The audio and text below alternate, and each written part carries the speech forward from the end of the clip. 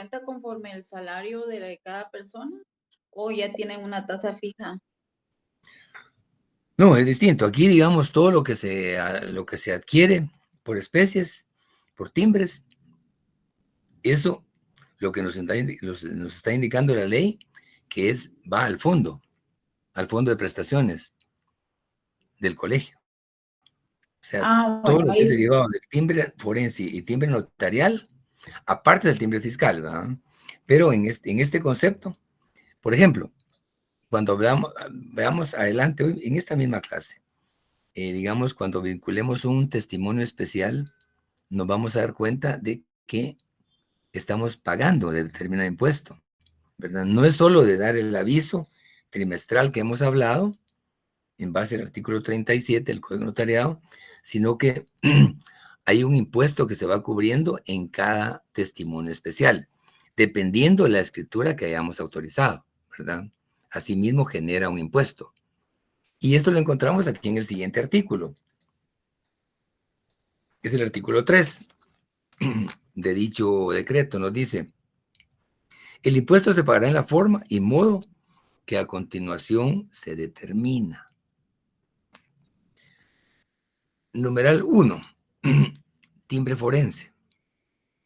En las demandas, peticiones o memoriales que de conformidad con la ley deben ser auxiliados por abogado o en cualesquiera otros escritos o peticiones suscritos por dichos profesionales en ejercicio de su profesión, se empleará el timbre forense, cuyo valor será de 1 quetzal. Si ustedes ven ahí en lo mismo que se subió, hay un apartado, eso tiene que estar al final, si no me equivoco. Y si no está, bien está, está al final. Pero si no les aparece, acudan a la página del colegio y se van a dar cuenta que van a encontrar todo lo relacionado con los timbres digamos, que se manejan. Y es importante, se lo subí porque también es importante que tomemos en cuenta algo tan elemental, el color, ¿verdad? Digamos, un timbre forense, cuando ustedes vean un timbre forense, simplemente van a ver un color rojo, son timbres de aquetzal, tal como dice la norma que acabamos de darle lectura. Dice timbre forense, valor 1 quetzal por cada hoja. ¿Qué quiere decir eso? Que cuando nosotros, aunque en este caso no como notario, ¿verdad? Pero tomando en cuenta que nosotros obtenemos 2 títulos, el de notario y el de abogado, cualquier auxilio que demos en nuestra calidad de abogado, es obligación legal incorporar un timbre forense de 1 quetzal por hoja. Es una forma de tributar, pero a la vez de hacer valer de cumplir pues con la ley, ¿verdad? Ese timbre tiene que ir adherido, que ya viene, ya digamos, la estampilla muy especial, sencillo de colocar, y se le incorpora el sello nuestro, ¿verdad? Tiene que ir el sello para que esto ya esté, digamos, debidamente validado y que no sea objeto de rechazo, porque si nosotros presentamos un memorial y ni siquiera lo perforamos, o le ponemos una diagonal, entonces lo dejamos vigente. Y la idea es que el timbre que se utiliza no solo tiene una vigencia, pero en el caso del forense no, pero regularmente el timbre tiene una vigencia de 1 año y se aplica para ese periodo fiscal, ¿verdad? Entonces, debe llevar estampado el sello en este caso, el abogado, el notario, para que tenga validez el acto, ¿verdad? Eso es en relación al timbre de 1 quetzal, que lo aplicamos en cualquier memorial o cualquier demanda o cualquier documento que presentemos ante un órgano jurisdiccional, tiene que llevar el timbre del notario. Si comparecemos dos abogados, por ejemplo, en un memorial, tiene que incorporarse 2 timbres y los 2 tienen que ir sellados por cada abogado compareciente, ¿verdad?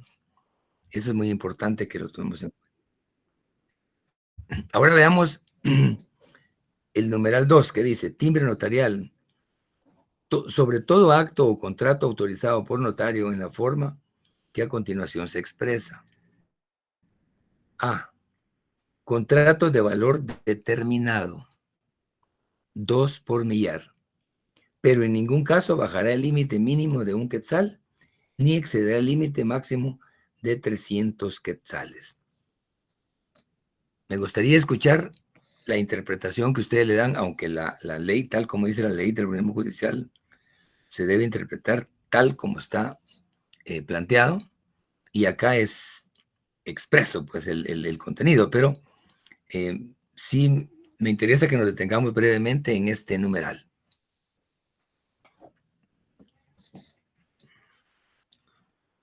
Ahí los micrófonos son de ustedes. Buenas tardes, licenciado. Buenas tardes, Noé.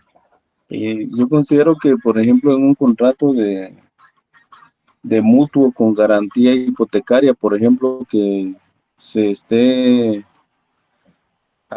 ahí sí que dando en la acreedora, esté dando, proporcionando unos 50,000 quetzales, digamos, en el contrato, como dice que son 2 por millar, eso quiere decir que serían 100 quetzales de timbre que se tendría que pagar. No sé si estoy bien. Y eso sería. Sí, es correcto, sí. Licenciado, Ajá.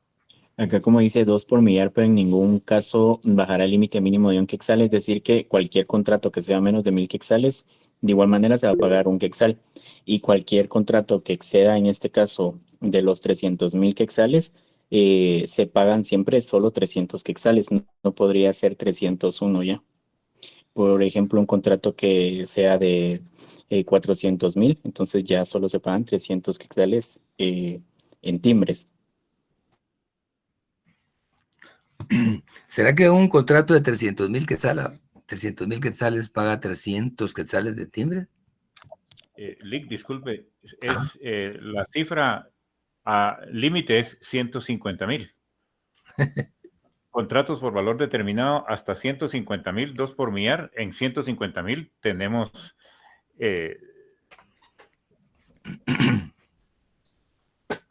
Que cubrir ese impuesto. 75, sí, tenemos 150 millares ¿verdad? Por 2 es el valor de 300 quetzales. Es decir, si hacemos la operación matemática hasta 150,000, de 150,000 quetzales, con matemática básica, ¿verdad? ¿Cuántos miles hay en 150,000? Hay 150. Y 2 por millar, por 2, 300 quetzales. Hasta ahí es la cifra límite que dice. Después de ahí, siempre se van a pagar 300 quetzales. Es decir, de 150,000 en adelante, el límite va para pago de timbre siempre va a ser 300 quetzales. Gracias. No, sí, no, es correcto. Sí, por eso les preguntaba yo que si autorizando un contrato de 300,000 quetzales, teníamos que cubrir que esa cantidad máxima de 300 quetzales que dice la ley. No, efectivamente, cualquier monto que pase de los 150,000, si uno no es honesto como notario, sí le puede decir al cliente, mire, se paga el 2 por millar derivado de ese impuesto. Y si hace un negocio de 1,000,000, imagínense el monto que tendría que pagar de impuestos. Pero hay que ser honesto y hay que ser, digamos, correcto con los clientes. Si bien la ley dice 2 por millar, la misma ley deja bien claro que no puede ser menos de 1 quetzal el pago, ni máximo de 300. Entonces, cualquier monto que se cartule, por supuesto aquí estamos hablando en materia notarial. No vayamos a confundir, por ejemplo, que autoricemos un contrato de 1,000,000 y pretendamos pagar únicamente 300 quetzales de impuesto notarial.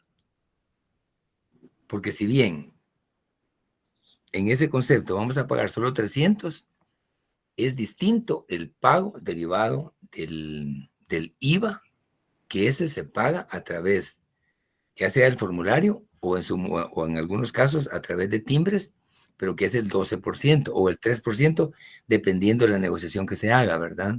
Pero acá estamos hablando solo el pago del impuesto notarial. Y lo que es importantísimo que quede claro es que el máximo que se puede pagar son justamente 300 quetzales bajo ese concepto, independientemente del monto. Si digamos, por ejemplo, si pagamos, si aprobamos un contrato de 100,000, pues vamos a pagar 200, ¿verdad? Pero si es 150,000, ahí sí ya encaja en los 300. Más de 150,000 van a seguir siendo los 300, ¿verdad? Y el archivo jamás va a rechazar un testimonio especial en donde se incorpore ese pago de impuesto, porque eso es el ley. Y son los primeros que tienen que cumplirla, ¿verdad? Estamos ahí en la aplicación de dicho tema. Licenciado, buenas tardes o buenas noches, perdón. Disculpe, con respecto a lo que usted nos ha enseñado con el testimonio especial, el timbre notarial es en donde se incluye en el testimonio, me trabé, no, el timbre notarial va incluido dentro del testimonio especial, ¿verdad? Así es. Ah, ok. Entonces, por ejemplo, si quiero entender bien, si en un contrato de compraventa que claramente lleva un timbre fiscal y un timbre notarial, el testimonio especial y el costo del bien inmueble es de 90,000 quetzales, recuerdo que lo vi en notarial 1 o 2, no recuerdo, si esos 90,000 solamente se toma 90 por 2 y da 180, si no estoy mal. Entonces eso sería de timbre fiscal. Se le No. quitarían los...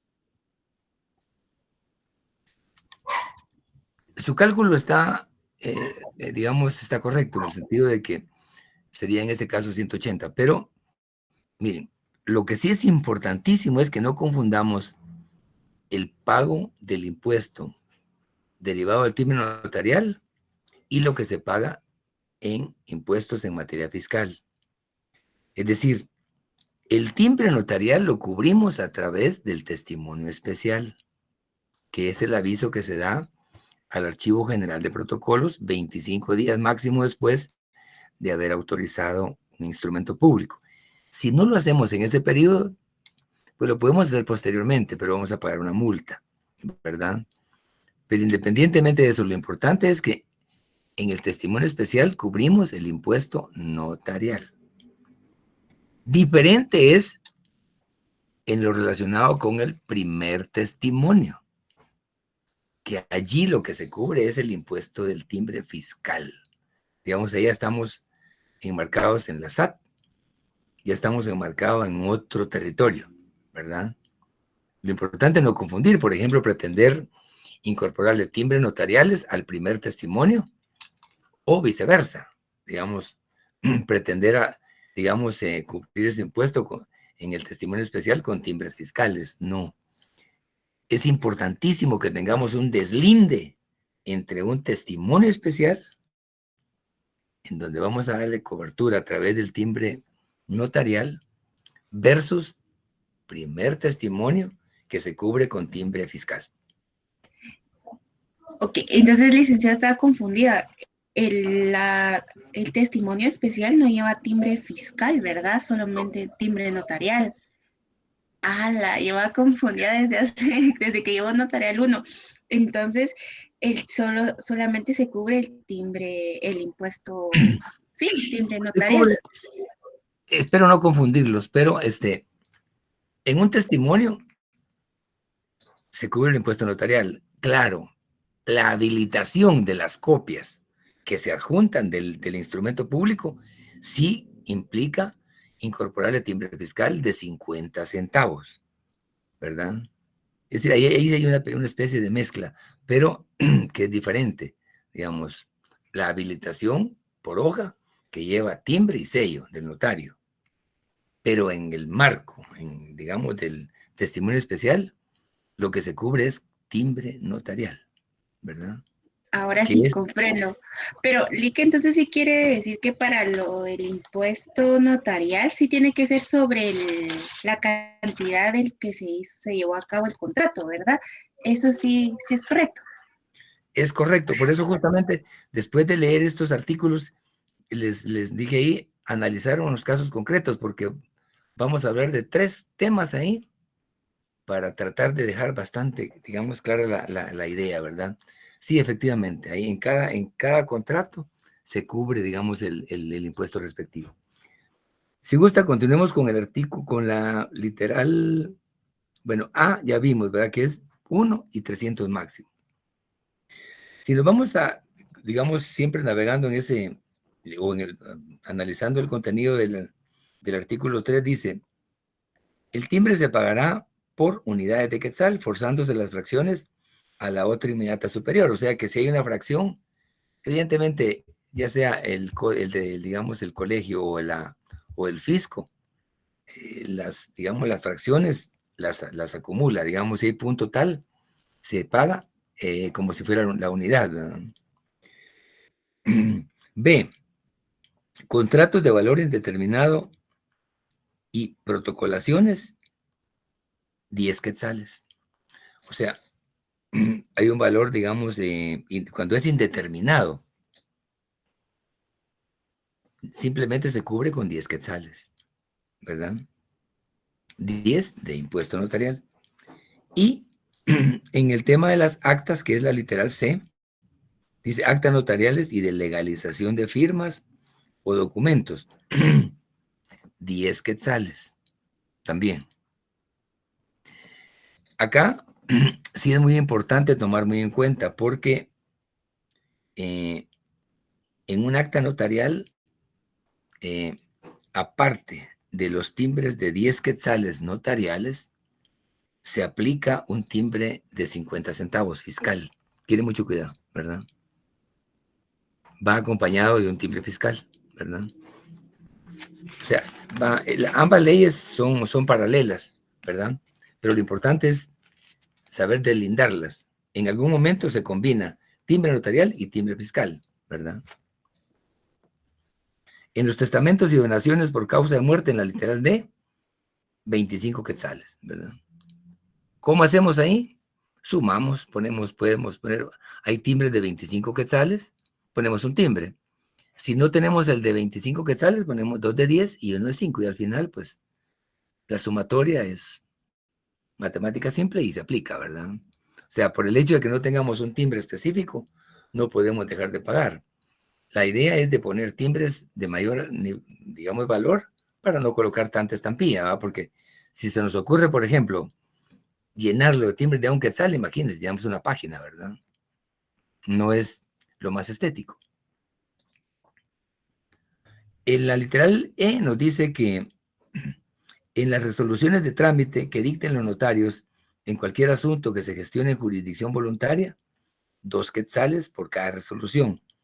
Y en las resoluciones que terminen el asunto, 10 quetzales. Eso lo vieron en el semestre anterior, jurisdicción voluntaria. Cada resolución emitida, por ejemplo, en un sucesorio,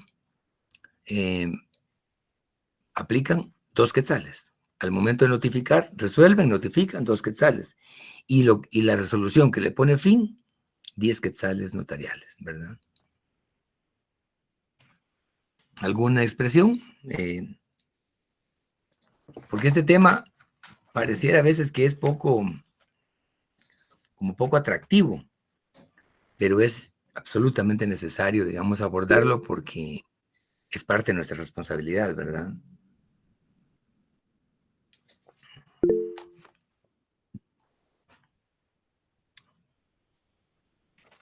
¿Algún comentario? Profesor, buenas noches. Tengo una duda.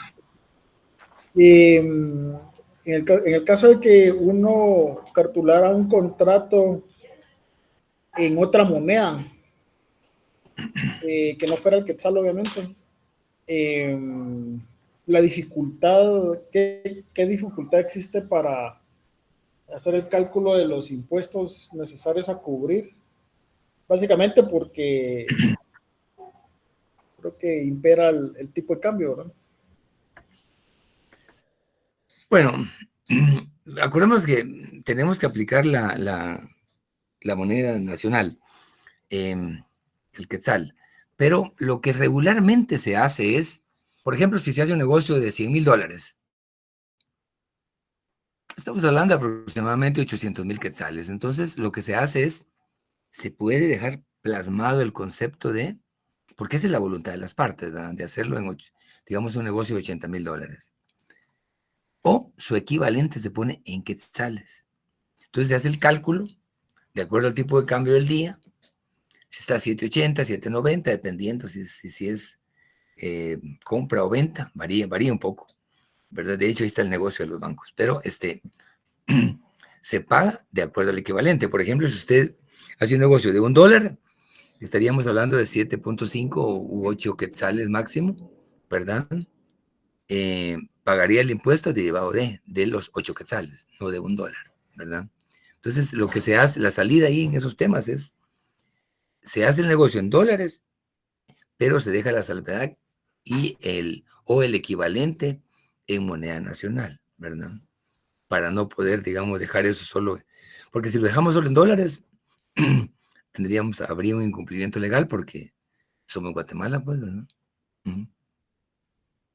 Así es que lo que se hace es pagar en base a la equivalencia, ¿verdad? Al tipo de cambio del día. Ok, gracias. Lick, solo Licenciado. una observación. Solo como un aporte, el timbre forense y el timbre notarial, a diferencia de los timbres fiscales, no tienen fecha de vencimiento. Así Los es. timbres fiscales van corriendo con el año calendario, sin embargo, los timbres forenses y los notariales están sin fecha de vencimiento, pueden utilizarse en cualquier momento. Gracias. Sí y no. Tiene razón en el sentido de que no tiene fecha. No tiene fecha. Sin embargo, hay que tener mucho cuidado porque como tienen una serie, tienen un número de serie, y digamos al momento en que nacen a la vida, hay un tiraje específico y llevan un control. Si nosotros pretendemos, por ejemplo, digamos, cubrir un impuesto en el 2024 que obedece al 2010 por el hecho de no tener fecha, ¿qué pasaría en una investigación profunda?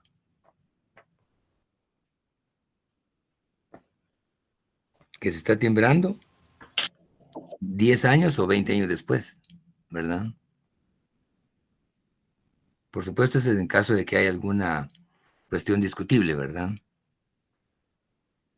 Lo que usted plantea sí es cierto, el timbre forense no tiene fecha, digamos, como el fiscal que sí es, digamos, si se dan cuenta, ya en el mes de noviembre, especialmente diciembre, muchas veces no se encuentran timbres fiscales ya del año, porque hacen tirajes, digamos, en base a los récords que han habido de consumo o de utilización, y se agotan, en algún momento se agotan a finales de año. Sin embargo, la ley prevé que ante la ausencia de un timbre, digamos, en diciembre del 2000, digamos, en este caso del actual año, 2024, podemos utilizar ya las especies del año siguiente, o sea, del 2025, aplicable al mes de diciembre, ¿verdad? Es una excepción que da la ley, pero el fiscal sí efectivamente tiene aplicación para el año. Pero el ejemplo que le digo es, por ejemplo, en un acta notarial, en un acta de legalización de firma. ¿Qué sucede si usted, por ejemplo, en el 2026 autoriza un acta notarial en donde dé fe que la persona, digamos, firmó frente a usted, pero que tiene, digamos, está autorizando usted algo que se hizo en el 2010, por ejemplo, pero la está haciendo en el 2026? Y como no tenía como los timbres notariales no tienen fecha, usted pone un timbre de la última edición de timbres notariales. Si hiciesen una investigación profunda, detectan que hay anomalía. porque ese timbre jamás se pudo haber incorporado en el 2010, porque fue, digamos, creado una década después. ¿No? Me estoy yendo a extremos, pero tenemos que ser muy cuidadosos, muy cuidadosos. No pretender a veces dormir al sueño, ¿verdad? ¿Me doy a entender? Sí, sí, la observación es solo que no tienen fecha de vencimiento, ¿verdad? Pero No, no estamos hablando de que debido a eso se puedan hacer ilícitos, ¿verdad? De igual manera sí, está la ley del organismo judicial que dice que podemos hacer todo lo que la ley no prohíbe, ¿verdad? Se pueden utilizar los timbres, pero eso ya sería otra situación, pero sí. solo es aclarar No, que a diferencia de los timbres fiscales, estos no tienen fecha de vencimiento. Nada más. Gracias. efectivamente, es correcto. No tiene fecha de vencimiento. Sí, así es. Licenciado, perdón, los Sí, timbres fiscales ahora ya no tienen fecha de vencimiento, media vez tengan número de serie. tiene el año. Ajá, pero Los- ahorita le voy a, media vez tengan, perdón, número de serie, se pueden usar en cualquier año porque no pierden su vigencia, según el acuerdo gubernativo 4-2013, que es la ley Solo donde se reformó también lo de la base, lo del protocolo, que antes costaba un quetzal y ahora cuesta 10 quetzales. Ajá. Ahorita le voy a decir que, bueno, el acuerdo es el 4-2013. Y el artículo,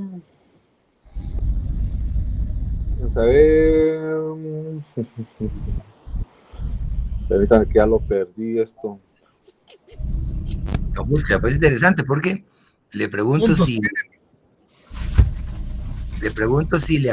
le permitiría a usted autorizar una legalización de auténtica en el 2024 aplicando timbres de 2022. Pues en base a esta norma, si tiene número de serie, se le podría poner, porque al final es un impuesto que se le debe cubrir al documento, no es algo de fondo que vaya a afectar el fondo del contrato, sino que es algo de forma, por decirlo así. Entonces, la ley solo regula que hay que pagar el impuesto, no dice cuándo, ni como en el caso de la ley del IVA. Por ejemplo, la ley del 3% en las compraventas regula la ley que el impuesto se va a pagar al momento de emitir el primer testimonio o el testimonio. Entonces pueden pasar 5 años y si la ley está vigente, hasta en ese momento se paga el 3% del impuesto de la venta o segunda venta o la que esté grabado, la permuta, ¿verdad? Entonces, en base a eso, yo me digo que no debería existir ningún problema.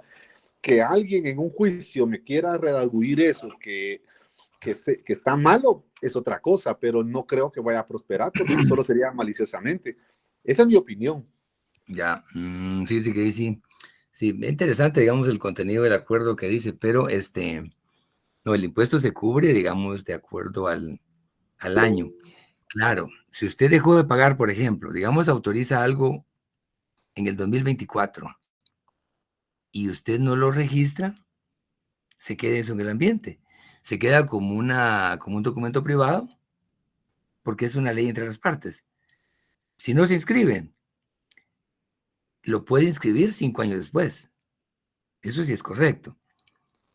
Pero tiene que pagar, digamos, en el marco de la ley vigente en ese momento y pagar desde la fecha que se originó la negociación, ¿verdad? O sea, uno puede dejar de pagar, digamos, un impuesto en determinado momento, pero si lo paga posteriormente, en el caso especial del IVA, es más, uno tiene 15 días para poder tributar.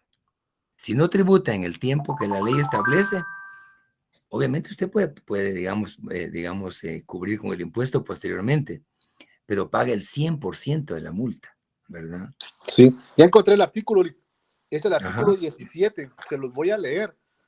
El ajá, artículo 17 del acuerdo que les acabo de mencionar regula de las características del timbre fiscal, de conformidad con el artículo 23 de la ley, el tamaño, tipo, colores, medidas de seguridad, leyenda, numeración y otras características de los timbres fiscales serán determinados por la Administración Tributaria. La vigencia de los timbres fiscales será indefinida, siempre y cuando los mismos cuenten con número de registro. De lo contrario, su vigencia será de un año calendario. Interesante, interesante, porque todo el impuesto sí es aplicable al año, digamos, que aparece, porque ustedes ven un timbre y aparece ahí el año, ¿verdad? ¿Verdad? Pero interesante el caso para evaluarlo, digamos, que le da como un supuesto distinto para darle vigencia, ¿verdad? Sí, yo creo que esta norma lo hicieron porque, por ejemplo, terminaba el año 2023 y usted se quedaba con 2,000 timbres de diferentes denominaciones, ya no los aceptaban en el 2024. ¿Qué pasaba con todos esos timbres? Ese es dinero en efectivo que anda circulando. Se perdía prácticamente, ¿verdad? Era una pérdida. Yo creo que el espíritu del legislador, que no lo sé, pero imagino, pudo haber sido eso, ¿verdad? Que los timbres atrasados de otros años se pudieran usar en el año actual para no perder eso, porque es un dinero perdido. Es como agarrar un billete de 100 y tirarlo a la calle y dejarlo ahí que nadie lo agarre, ¿no? Porque es un impuesto que ya se cubrió en su momento, que ya se compró, perdón. Entonces, me imagino que esa puede ser habría el legislador en su momento, pero es mi opinión. Mire, habría que ver si digamos, la aplicación es siempre dentro del año que se autorizó el documento, ¿verdad? Que aunque no lo haya inscrito en su momento, pero lo puede estampar al momento de hacerlo efectivo, digamos, ante un registro. Porque poner timbre, digamos, de años anteriores al año vigente, pues tenemos un buen reto ahí. Intentemos a ver si lo logramos en algún registro, a ver si nos lo autoriza, ¿verdad? Queda el reto ahí interesante, pero vale la pena como profundizar en este caso ante las autoridades de la SAT para esclarecerlo, digamos, si es aplicable al año en que se otorgó el documento, aunque se imponga posteriormente, porque le da... Licenciado, perdone, fíjese que en las instituciones de gobierno, por ejemplo, yo trabajo trámites de migración. Antes de que modernizaran el sistema se hacía mediante carta poder y ellos aceptaban documentos con timbres, digamos, del año anterior los primeros 5 días del año. Pasado el 5 ya tenía que ser del año en curso porque si no, no le daban trámite a los documentos. Sí, ahí prácticamente están aplicando un criterio, ¿verdad?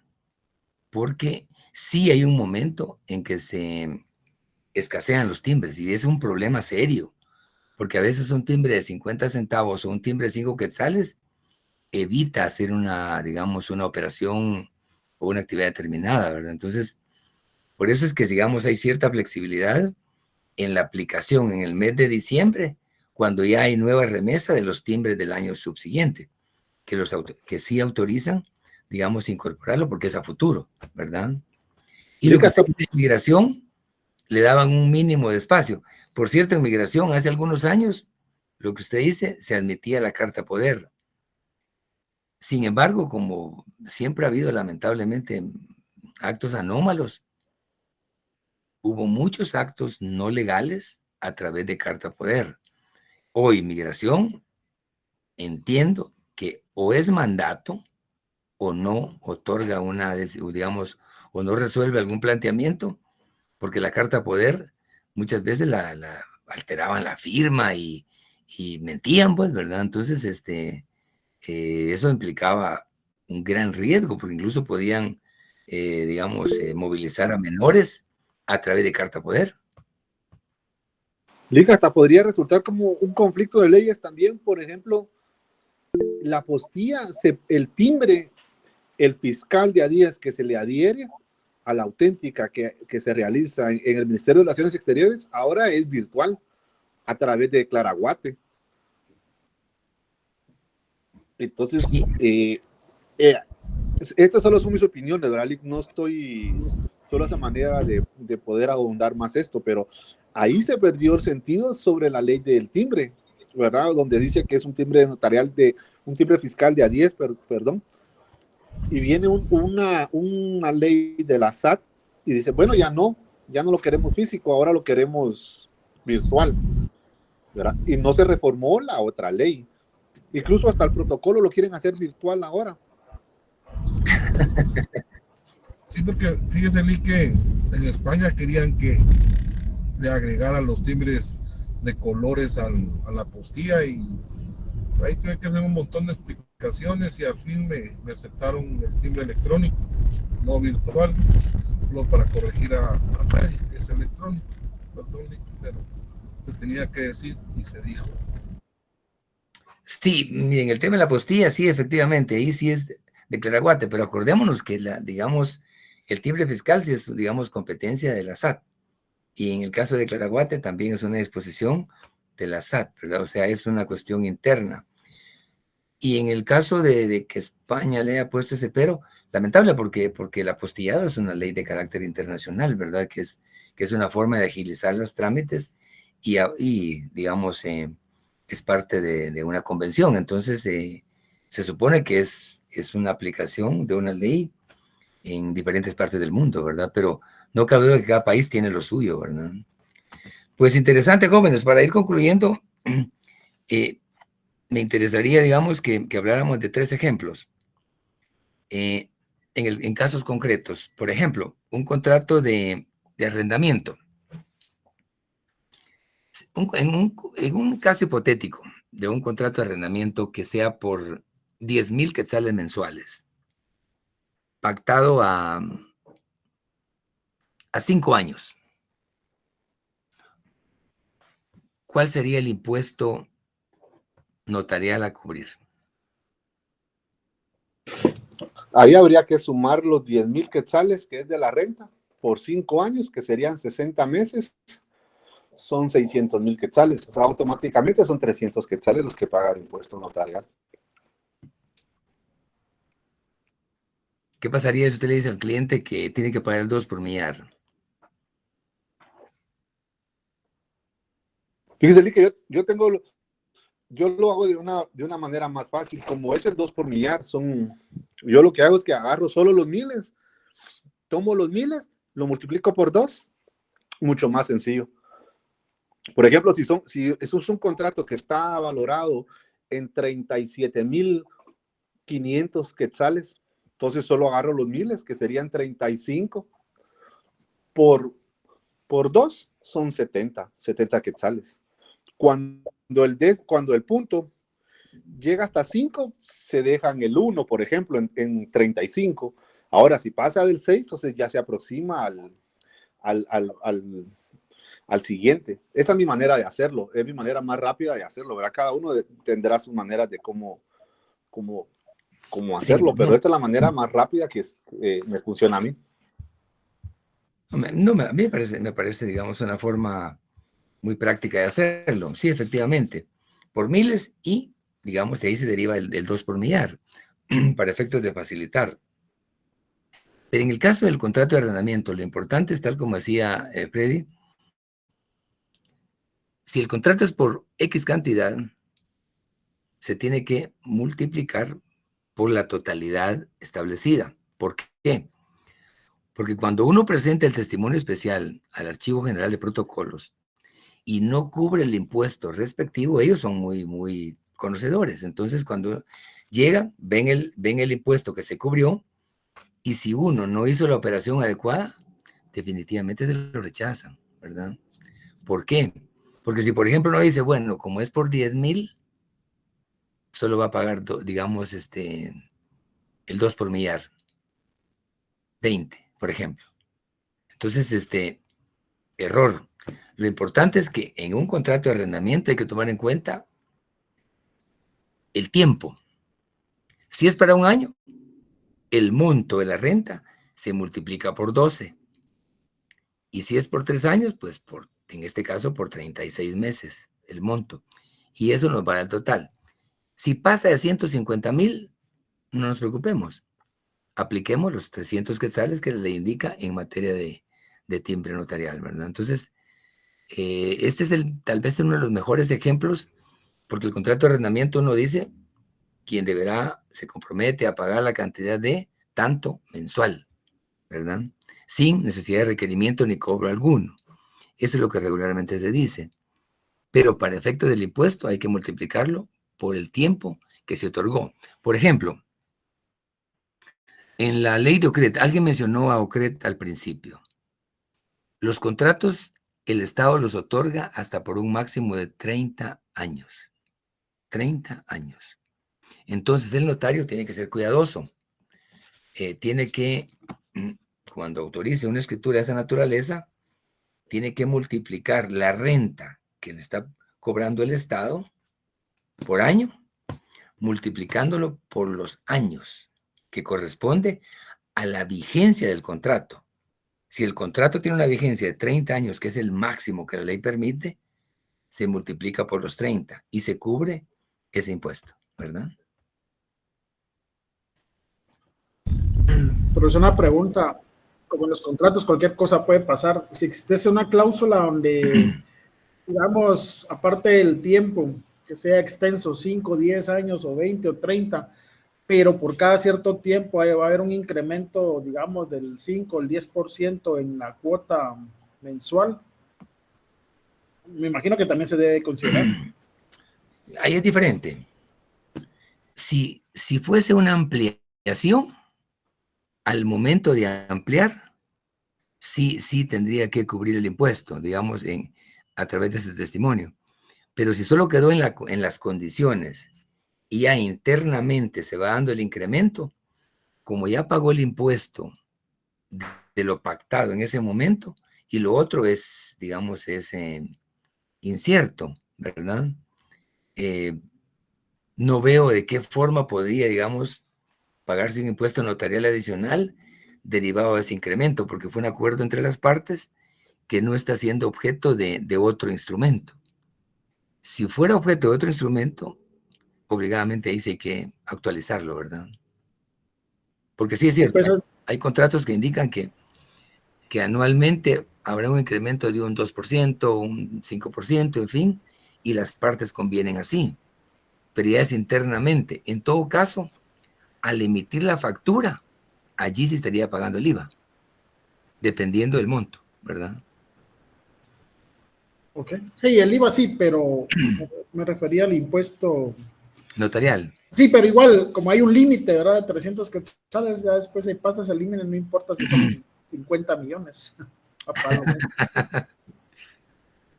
Sí, efectivamente.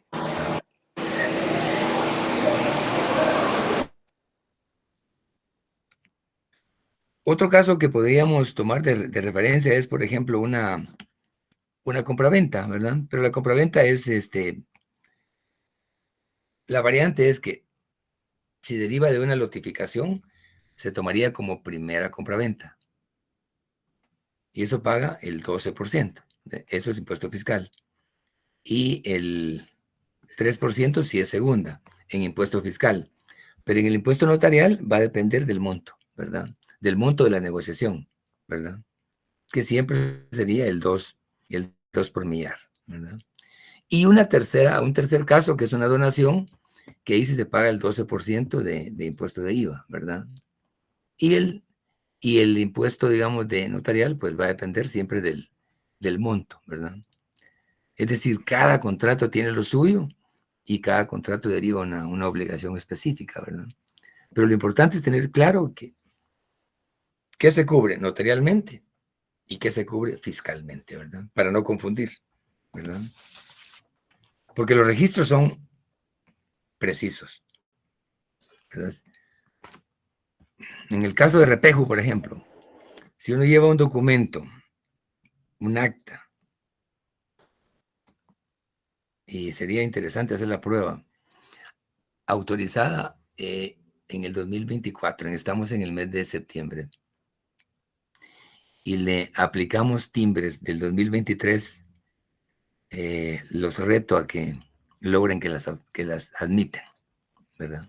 A no ser que haya sido autorizada en el 2023, ¿verdad? Ahí sí la puso difícil, Nick. La puso difícil. Si lo que voy a decir es sin ánimo, sin ningún acto preventivo ni nada. Pero ahí sí son puros soldados. O sí, el timbre de la fecha. Ahí a la pared, Lick. Ahí sí no hay manera, ¿verdad? Ahí sí me gana. Sí, tiene su puro criterio soldado. muy... Ahí. Puros cooks. Firmos, aunque los pican los culebros. Así, estimados compañeras y compañeros, no sé si hay alguna preguntita. Sí, licenciado, yo tengo una pregunta. Dígame. Es ya un poquito, siempre relacionado al curso, pero un poquito lejano a lo que estamos estudiando ahora. Fíjese que en las escrituras que estamos haciendo, no se puede, se podrá colocar solo RENAP, así las iniciales del Registro Nacional de las Personas, o CUI, en vez de poner las palabras completas. Estaba leyendo en la ley de RENAP que puede escribirse también abreviadamente solo como RENAP, que podrá abreviarse como DPI. Yo le sugiero mejor la palabra completa. Que después de la palabra completa, poner la abreviatura es válido.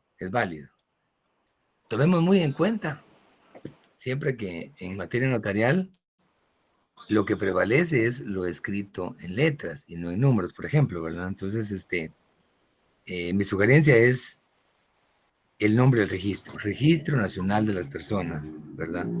Que evidentemente se puede abreviar RENAP, sí, al final, ¿verdad? Pero en principio, identificarse. Sé que eso poco extiende más el tema, pero es más apropiado colocar el nombre completo, ¿verdad? Gracias, Lick. Lick, una pregunta. Dígame. El protocolo que estamos haciendo, Lick, ¿se puede con lapicero negro o solo con azul? No, ahí sí queda a criterio de ustedes, ¿verdad? Negro o azul, ¿verdad? Sí. Rojo, amarillo, verde. No, rojo es muy mala ocasión, entonces tiene que ser negro o azul, ¿verdad? O sea, gasten bastante lapiceros Bic, no saben fallar. Mire, una pregunta relacionada a lo que decía el compañero ahí de la palabra RENAP, DPI. ¿Existirá alguna forma de hacer una consulta que nos puedan, o sea, en lo normal, ¿verdad? No, que uno pueda acudir en el caso, no sé si a protocolos o en este caso al ACC, hacer una consulta sobre ese tema, si debe ser o no debe ser permitido escribir solo la palabra RENAP, por ejemplo. No, definitivamente, mire, no, la ley tiene una definición que se pueda, digamos, en algún momento decir, RENAP, sí, pero si usted va a presentar una demanda, una querella o un memorial, lo correcto es el nombre completo de la institución, ¿verdad? Porque incluso en algún momento hay algunas demandas o algunas querellas que se pueden descalificar por no llevar una conceptualización adecuada, ¿verdad? Por no referirse expresamente tal como lo establece la ley, ¿verdad? Pero, porque bueno, ahí podrá abreviarse RENAP, ¿verdad? Pero el concepto como tal es de Registro Nacional de las Personas. Sí, me surgió la curiosidad porque yo lo que sí he notado mucho, me recuerdo que cuando estaba las cédulas y muchos notarios en la transición de la cédula al DPI, recuerden que en la cédula colocaban que el número de orden, que el número de registro extendida en el tal departamento, en tal municipio, por tal municipalidad, solo faltaba que le pusieran el nombre del alcalde. Pero ahora, por ejemplo, que es solo el documento único, perdón, el documento personal de identificación. Yo en lo personal, así lo escribo, documento personal de identificación con código único de identificación y ya coloco el número. Y luego extendido por el registro, ¿cómo se llama? De las personas. Nacional. Ajá, de la República de Guatemala, pero yo he visto que, por ejemplo, notarios de años anteriores todavía siguen poniendo, o escribiendo, mejor dicho, cuando ponen el registro nacional de las personas del departamento de Guatemala, del municipio de Guatemala, de no sé qué de Guatemala. Entonces, como que se quedan encajonados, y a veces pienso yo que es básicamente una costumbre que les quedó a ellos, pero por eso le preguntaba si existía alguna forma de hacer una consulta donde aclararan si es válido que aceptaran o no. Algo así como cuando pasa que alguien quiere hacer una consulta y la hace a la Corte de Constitucionalidad, por ejemplo, en el caso de aclaración de delito o algo por el estilo. Nick, ¿le puedo aportar algo al compañero ahí? Sí, brevemente decirles, miren, por el tiempo, pero Es que fíjese que, por ejemplo, en gobernación, si usted no le coloca municipio de Guatemala y departamento de Guatemala, lo mandan a que lo ponga, a que lo corrija. es un riesgo, sí, por favor, es un riesgo, miren, cuando uno trata de omitir algo. Muchas veces parece redundante, ¿verdad? Porque casualmente el municipio se llama así, el país se llama así, entonces aparentemente hay redundancia, pero es mejor, digamos, que abunde y que no, digamos, falte alguna información. Es posible que algunos notarios tengan una redacción muy compleja, y acuérdense que también eso queda a criterio, porque la redacción es un poco libre, siempre y cuando se enmarque en la ley. Pero mi sugerencia es definir adecuadamente las instituciones para evitar justamente ese tipo de peligros o de riesgos de un rechazo. Ahora, en cuanto a la consulta a la Corte, hay que tomar en cuenta que las opiniones consultivas las hacen solo ciertos organismos, no alguien en particular. Entonces, no es tan fácil. Si no, vean, la actual gestión ha hecho una serie de opiniones consultivas que ha preguntado y ni siquiera las han entrado a conocer. ¿Por qué? Porque las han formulado mal. Entonces, el único que puede pedir opiniones consultivas es el Congreso, la Corte Suprema o el Ejecutivo a la Corte de Constitucionalidad.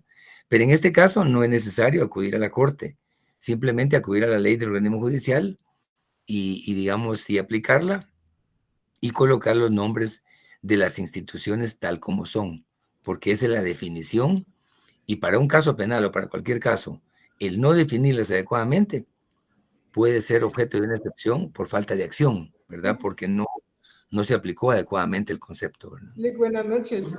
Con respecto a las abreviaturas, tenemos en el artículo 13, numeral 1 del Código de Notariado, que en el protocolo deben llenarse las formalidades siguientes: que los instrumentos públicos se redactarán en español y se escribirán a máquina o a mano de manera legible y sin abreviaturas. Yo creo que ahí está claro como las formalidades de cómo deben ir dentro del protocolo de esto.